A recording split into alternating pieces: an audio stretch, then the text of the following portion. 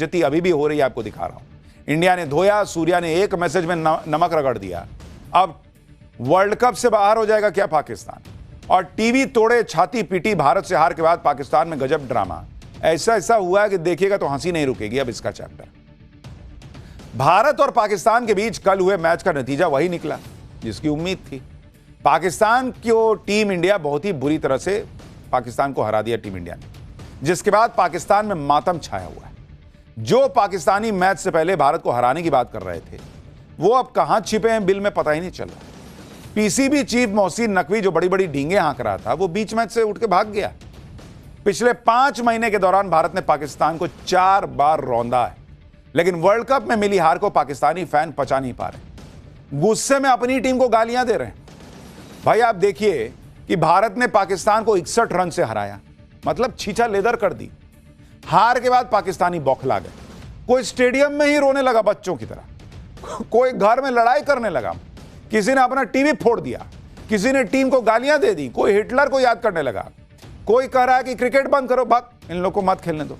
किसी ने कहा कि बॉयकॉट ही करते तो अच्छा रहता, थोड़ी इज्जत तो बचती। कोई कह रहा है कि भारत से कब तक हारते रहेंगे। कोई कह रहा है भारत ने मैच के दौरान ही चीटिंग कर दी और पिच बदल दी। इनका बुद्धि का लेवल देखिए, कह रहे हैं बीच मैच में भारत ने पिच बदल दी। वर्ल्ड कप में भारत के साथ मैच खेलने से पहले पाकिस्तान ने भयंकर ड्रामा किया था। पहले बॉयकॉट खेला, फिर डॉलर देख के लात टपका दिया। अब भारत से शर्मनाक तरीके से हार कर पाकिस्तान फिर से ड्रामे कर रहा है। और पाकिस्तानियों का यह मेल्टडाउन इतना मजेदार है बॉस, आप देखिएगा तो मन गदगद हो जाएगा। पाकिस्तान को हराना एक अलग मजा है और उसके बाद उनको हारने के बाद रोते हुए देखने का अलग मजा है बॉस। पाकिस्तान में लोग कैसे टीवी फोड़ रहे हैं, गाली गलौज कर रहे हैं, मोहसिन क्यों भाग गया, सूर्य कुमार यादव ने कैसे इनके जख्मों पर नमक छिड़क दिया है, क्या क्या हुआ है, क्या पाकिस्तान अब वर्ल्ड कप से बाहर होने जा रहा है, सब बताऊंगा। पहले एक मजेदार ट्रेलर देखिए। भाई कल आपने मैच के मजे लिए थे, आइए अब पाकिस्तान के मजे लेते हैं। कल के मैच से पहले पाकिस्तान ने जितना ड्रामा किया था, जितनी हाइप बनाई थी, वो सब धरी की धरी रह गई, क्योंकि जितनी जिसकी हैसियत वो उतना ही कर पाएगा ना भाई। नौटंकी में ये लोग नंबर 1 है पाकिस्तान वाले, खेलने में 0। पाकिस्तान के खिलाड़ी भारत को चैलेंज दे रहे थे। मोहसिन नकवी कह रहा था कि हम किसी से डरते नहीं हैं। शहबाज शरीफ ने अपनी टीम को मैच से पहले ऑल द बेस्ट कर दिया था। पाकिस्तान ने T20 वर्ल्ड कप के इस मैच को भारत के खिलाफ बदले की लड़ाई जैसा बना दिया था। पाकिस्तान के यूट्यूबर, पूर्व क्रिकेटर, भाई साहब सब भारत को किसी भी कीमत पर हरा देने की बातें कर रहे थे। पाकिस्तान के लोग अपनी टीम को याद दिला रहे थे कि तुम्हारा मकसद क्या है। ये लोग मकसद पे आ जाते हैं सीधा, किस लिए पैदा हुए हो, सिर्फ और सिर्फ भारत को हराने के लिए, ये सब बता रहे थे। लेकिन कोलंबो में खेले गए मैच में भारत ने पाकिस्तान को बच्चों की तरह हराया। कोई कंपटीशन ही नहीं था बॉस, इनसे 100 रन नहीं बन रहा था पाकिस्तान वालों से। लोग कह रहे हैं सूर्य कुमार यादव ने हाथ नहीं मिलाया। अरे सूर्य कुमार यादव ने एहसान किया, रिंकू सिंह को बॉलिंग देके इनका 100 रन पूरा करवा दिया, नहीं तो 100 रन पूरी टीम नहीं बना पा रही थी। पाकिस्तानियों को तकलीफ इस बात की ज्यादा है कि भारत ने ना तो हैंडशेक किया, ना ही भारत ने पाकिस्तान को हराने के बाद जश्न मनाया। सुनिए पाकिस्तानियों का रिएक्शन मैच से पहले और हारने के बाद कैसे बदल गया। अरे सेलिब्रेट तो तब करें ना भाई जब कुछ ऐसा हो जाए कि लगे कि हाँ बहुत बड़ा हासिल किया। तुमको हराना क्या है, लात मार देने जैसा है। सोचिए कैसा देश है, कह रहा है कि तुम लोग पैदा हुए हो इंडिया को हराने के लिए इस मैच में। इतनी सोची, छोटी सोच है इन लोगों की कि खाली एक मैच जीतने के लिए लोग पैदा हुए, वो भी काम नहीं कर पाए बेशरम। सोचिए धरती पे बोझ ही ना है, काहे पैदा हो गए जब हारने के लिए हुए थे। भारतीय टीम ने पाकिस्तान को हराने के बाद सेलिब्रेट इसलिए नहीं किया क्योंकि पाकिस्तान को हराना कोई बड़ी बात ही नहीं है। टीम इंडिया प्रोफेशनल तरीके से खेल ली और मैच के बाद अगले मैच की तैयारी में जुट गई। लेकिन पाकिस्तान की हार पर पूरे पाकिस्तान में रोने का माहौल है, मातम है, और यहां देश में तो जश्न लोग मना रहे हैं। होली से पहले देश में एक बार फिर दिवाली जैसा माहौल हो गया। खास बात यह भी है कि पाकिस्तान के साथ मैच महाशिवरात्रि वाले दिन हुआ और मैच के बाद कप्तान सूर्या ने एक ट्वीट किया जिससे पूरा पाकिस्तान सुलग गया। सूर्य कुमार यादव ने विनिंग मोमेंट्स की तस्वीर शेयर की और कैप्शन में सिर्फ इतना लिखा, हर हर महादेव, यानी महाशिवरात्रि पर पाकिस्तान पर जीत के बाद हर हर महादेव का नारा लगा दिया। बता दिया कि भाई महाशिवरात्रि थी, तुम कहां से जीत जाते। सूर्या के इस ट्वीट से पाकिस्तान को और आग लग गई। हर हर महादेव देख के। मुझे तो कई बार लगता है जिन्ना ने लोगों से पूछा था कि तुमको किस किस को बेइज्जत होने का शौक है, हाथ उठाओ। जिसने हाथ उठाया सबको पाकिस्तान लेके चला गया। पूरा देश बेइज्जत होने के लिए बना हुआ भाई। ये भारत से युद्ध लड़ते हैं, बेइज्जत होते हैं, एक युद्ध नहीं जीत पाते। ये मैच खेलते हैं, बेइज्जत होते हैं, सब में हारते रहते हैं। क्या फायदा ऐसे दो कौड़ी के देश का? चल रहा है भीख ले लेके। भारत में पाकिस्तान के खिलाफ जीत पर आतिशबाजी की जा रही थी, उधर पाकिस्तान में ये लोग गुस्से में टीवी फोड़ने लग गए। गजब का ड्रामा चल रहा था। कई जेनजी दर्शक शायद ये पहली बार देख रहे होंगे। भारत से हारने के बाद पाकिस्तान में टीवी तोड़ना आम बात है, और ये मैच तो बदले वाला मैच था। इसमें हारने के बाद से पाकिस्तान में हाहाकार मच गया। देखिए किस तरह से ये लोग टीवी तोड़ रहे हैं और अपनी टीम को गाली दे रहे हैं। अरे टीवी तोड़ने से अच्छा तब बेच देते, कुछ दिन का आटा आ जाता, लेकिन तोड़ दिए। अरे टीवी फोड़ने से क्या होगा? पूरा देश बना दिया बम फोड़ने वाला। टैलेंट में तो तुमने मेहनत की नहीं, काम की चीज सीखी नहीं, बम फोड़ते हो इधर उधर जाके दूसरे देशों में। तो जब टैलेंट पे फोकस नहीं करोगे तो टीवी फोड़ने की नौबत आती है। पाकिस्तान में लोग बाकायदा छाती पीट रहे हैं। सोशल मीडिया पर भी पाकिस्तान की मौज ली जा रही है। ऐसे ऐसे मीम बनाए जा रहे हैं कि आप हंसी नहीं रोक पाएंगे। जैसे इसमें दिखाया गया कि जब ईशान किशन बैटिंग कर रहे थे तो मैदान में अंपायर हाथ ही खड़े किए हुए थे, क्योंकि वो छक्के पे छक्के मार रहे थे। एक मीम में बाबर आजम को पाकिस्तान में भारतीय जासूस दिखाया गया, जो पिछले 10 साल से पाकिस्तानी टीम में खेल रहा है, लेकिन भारत के खिलाफ हमेशा फ्लॉप हो जाता है। एक और मीम देखिए, इसमें लिखा है कि पाकिस्तानी बॉलर उस्मान तारिक जितनी देर तक रुका रहता है, पॉज लेता है, उतनी देर में तो पाकिस्तानी बैटिंग ऑर्डर खत्म हो जाती है। एक में तो यह भी दिखाया गया था कि लोग लिख रहे हैं कि पाकिस्तान की फौज पूछ रही है कि तुम लोग हार कैसे गए, तो पाकिस्तान का कप्तान कह रहा है क्योंकि हमारा मैच लाइव आता है, उसमें पता चल जाता है कि हम लोग हारे हैं, तुम्हारी तरह छुपा थोड़ी सकते हैं। पाकिस्तान में लोग इस हार को पचा नहीं पा रहे। जो पाकिस्तान अपनी टीम को जीतते देखने के लिए श्रीलंका पहुंची थी, पाकिस्तानी आवाम, वो तो स्टेडियम में ही रोने लगी। आप तस्वीरें देखिए, पाकिस्तान के फैन फूट फूट के रो रहे हैं। इनका कहना है कि अब तो बेइज्जती की आदत सी हो गई। बेचारा गरीब आदमी पैसा लगा के आया, बर्बाद हो रहा है।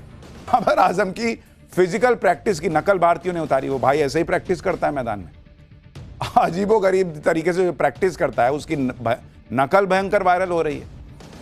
जब बाबर आजम और रिजवान का ये इस तरह से प्रैक्टिस करने का वीडियो आया था, तब भी लोगों ने खूब मजे लिए थे। देखिए वो लोग कैसे करते हैं, ये कौन सा एक्सरसाइज करते हैं भाई। पब्लिक मजे ले रही है, स्टेडियम में नकल उतार रहे हैं। लोग कह रहे थे कि कैसी एक्सरसाइज है। कल के मैच में हार के बाद पाकिस्तान में बाबर आजम को भर भर के गालियां पड़ रही हैं। शेर का बच्चा कहां है? शेर का बच्चा भाई। पाकिस्तान में तो लोग अपनी टीम की परफॉर्मेंस से भड़के ही हैं, जबकि भारत में लोग पाकिस्तान की मौज ले रहे हैं। दिल्ली पुलिस ने भी मैच के बाद पाकिस्तान को रगड़ दिया। दिल्ली पुलिस ने सोशल मीडिया पर पाकिस्तानी खिलाड़ियों की तस्वीर शेयर की और लिखा कि गलत जगह यू टर्न लोगे तो यूं ही मुंह की खाओगे। रॉन्ग साइड पर यू टर्न नहीं लेना चाहिए। दिल्ली पुलिस ने मैच के बॉयकॉट को लेकर पाकिस्तान के यू टर्न पे तंज कस दिया। वहीं भारत में लोग भी कह रहे हैं कि ऑपरेशन सिंदूर में पिटने के बाद शहबाज शरीफ ने मुनीर को फील्ड मार्शल बना दिया था। इसी तरह से भारत से मैच हारने के बाद पाकिस्तानी टीम के कप्तान को पीसीबी का अध्यक्ष बना देना चाहिए। पाकिस्तान से ऐसे ऐसे रिएक्शन आ रहे हैं कि आपके पेट में हंस के दर्द हो जाएगा। पाकिस्तानी फैंस कल पूरी तैयारी के साथ मैच देख रहे थे। जीत के बाद केक काटकर सेलिब्रेट करने की तैयारी थी, लेकिन हुआ उल्टा। पाकिस्तान मैच हार गया। अब देखिए घर में लोग भाई बहन लड़ रहे हैं भाई, एक दूसरे के मुंह पे केक मल दे रहे हैं गुस्से में। घर घर में कलेश हो रखा है भाई। भारत से हार के बाद पाकिस्तान के पूर्व क्रिकेटर अलग भड़के हैं। शोएब अख्तर और दूसरे एक्स क्रिकेटरों ने पाकिस्तान क्रिकेट बोर्ड की धज्जियां उड़ा दी। शोएब अख्तर ने कहा कि जिस क्रिकेट के बारे में कुछ पता नहीं, जिसे वो पीसीबी का चेयरमैन बना हुआ बैठा है। जाहिल और अनपढ़ आदमी को जिम्मेदारी देने से यही होता है। गलत लोगों को काम देने से बड़ा अपराध कुछ नहीं होता। अख्तर ने कहा कि टीम में स्टार कल्चर को बढ़ावा दिया गया है। बाबर आजम, शाहीन अफरीदी और शादाब खान जैसे खिलाड़ी लगातार फेल हो रहे हैं। शाहिद अफरीदी ने भी हार के बाद टीम पर सवाल उठाए। शाहिद अफरीदी ने कहा कि बाबर, शाहीन, शादाब की टीम में जगह नहीं है। वो तो शुक्र है कि मैच लाइव आता है, नहीं तो जैसे ऑपरेशन सिंदूर के बाद ये शाहिद अफरीदी निकल गया था जीत सेलिब्रेट करने, ये नौटंकी कर देता कि हम जीत गए। भारत से हारने के बाद पाकिस्तान में भूचाल आया हुआ है। पूर्व क्रिकेट खिलाड़ी अब सीधे पीसीबी को टारगेट कर रहे हैं, मोहसिन नकवी पर आरोप लगा रहे हैं। मजे की बात यह है कि मोहसिन नकवी भी मैच देखने कोलंबो गया था, लेकिन बीच मैच में ही स्टेडियम से भाग गया। सुनिए किस तरह से मोहसिन नकवी और पाकिस्तानी टीम पर लोग नाराज हैं कि भागा क्यों। भाई पाकिस्तान में पाकिस्तान के क्रिकेटर्स, उनके पीसीबी के चेयरमैन, सबकी थू-थू हो रही, और लोग सूर्य कुमार यादव की तारीफ करते नहीं थक रहे जिस तरह से भारतीय टीम ने खेला है। लोग तो ये भी कह रहे हैं कि सूर्य कुमार यादव ने वो रिंकू सिंह को बॉलिंग ही इसलिए दी थी कि पाकिस्तान को उसकी औकात याद दिलाई जाए कि तुमको क्या बुमराह और हार्दिक पांड्या से हराना जी, तुमको तो हम रिंकू सिंह से ही खत्म करवा देंगे। भारत से मैच हारकर पाकिस्तान की टीम फिलहाल भंवर में फंस गई है। पाकिस्तान के सुपर 8 में जाने पर भी खतरा मंडरा रहा है। ग्रुप ए में भारत, पाकिस्तान, अमेरिका, नीदरलैंड और नामीबिया है। भारत तीनों मैच जीतकर 6 पॉइंट के साथ टॉप पर है। दूसरे नंबर पर अमेरिका आ गया है 4 पॉइंट के साथ। पाकिस्तान के भी 4 पॉइंट हैं, लेकिन वो तीसरे नंबर पर है, और पाकिस्तान का नेट रन रेट अमेरिका से भी नीचे चला गया है। पाकिस्तान को सुपर 8 में जाने के लिए अब नामीबिया से हर हाल में जीतना होगा। अगर पाकिस्तान नामीबिया से नहीं जीत पाया तो अमेरिका सुपर 8 में चला जाएगा। यानी नामीबिया के साथ होने वाला मैच पाकिस्तान के लिए करो या मरो जैसा होगा। अगर पाकिस्तान हार जाता है तो उसका वर्ल्ड कप का सफर खत्म हो जाएगा। अगर पाकिस्तान जीता तो फिर सुपर 8 में जाएगा। अगर पाकिस्तान किसी तरह घिसट घिसट के वर्ल्ड कप में आगे बढ़ भी गया तो फिर आगे जाके भारत से फिर मार खा सकता है, क्योंकि भारत और पाकिस्तान का फिर मुकाबला होने की संभावना बन सकती है। जो समीकरण बन रहे हैं उसके बाद इसी वर्ल्ड कप में भारत और पाकिस्तान के बीच एक और मैच हो सकता है।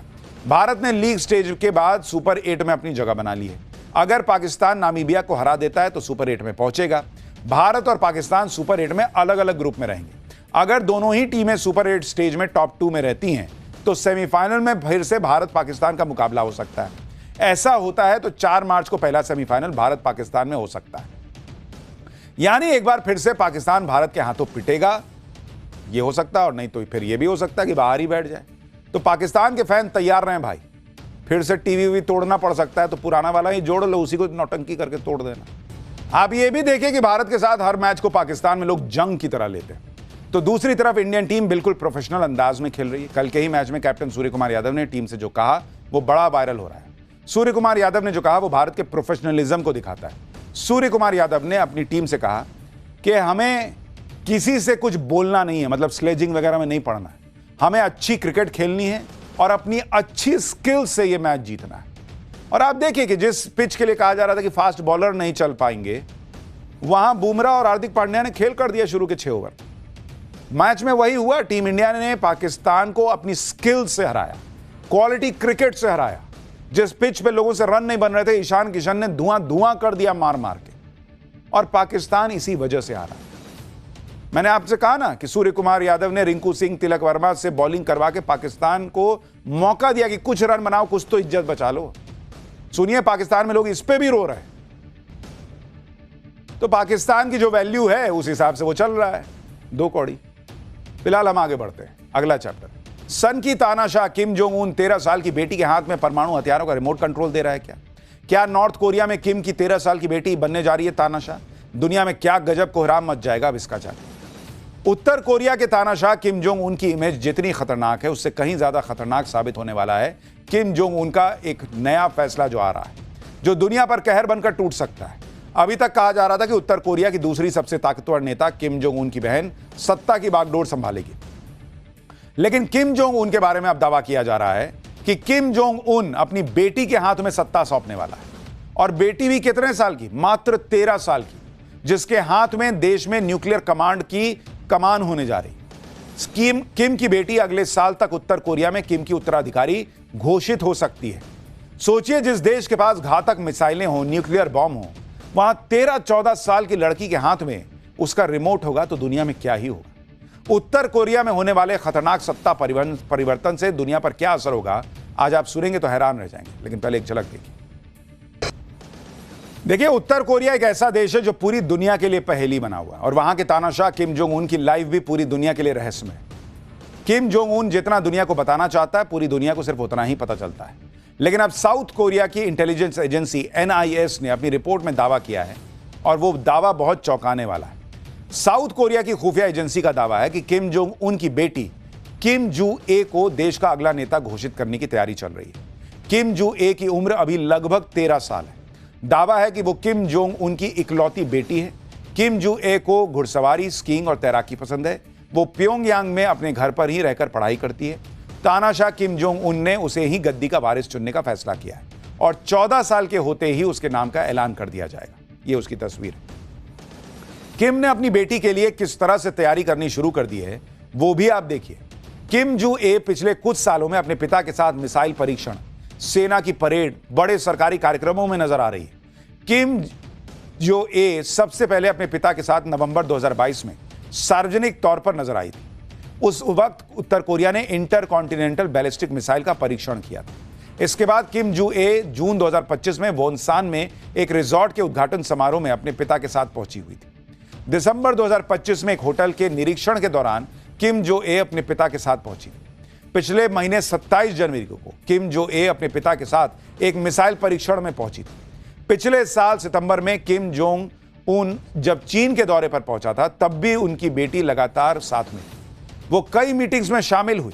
तभी से कहा जाने लगा था कि किम जोंग उन अपनी बेटी को लेकर कुछ बड़ा प्लान कर रहा है। और अब कहा जा रहा है कि 13 साल की ये लड़की संभव है कि दुनिया की अगली बड़ी तानाशाह बने। इस उम्र में सोचिए, जब बच्चे सोचते हैं कि बनना क्या है, वो तानाशाह बनने जा रही है। हो सकता है ऐसा, और उसके हाथ में न्यूक्लियर कमांड का रिमोट होगा। खैर, भविष्य में क्या होगा आपको आगे बताऊंगा।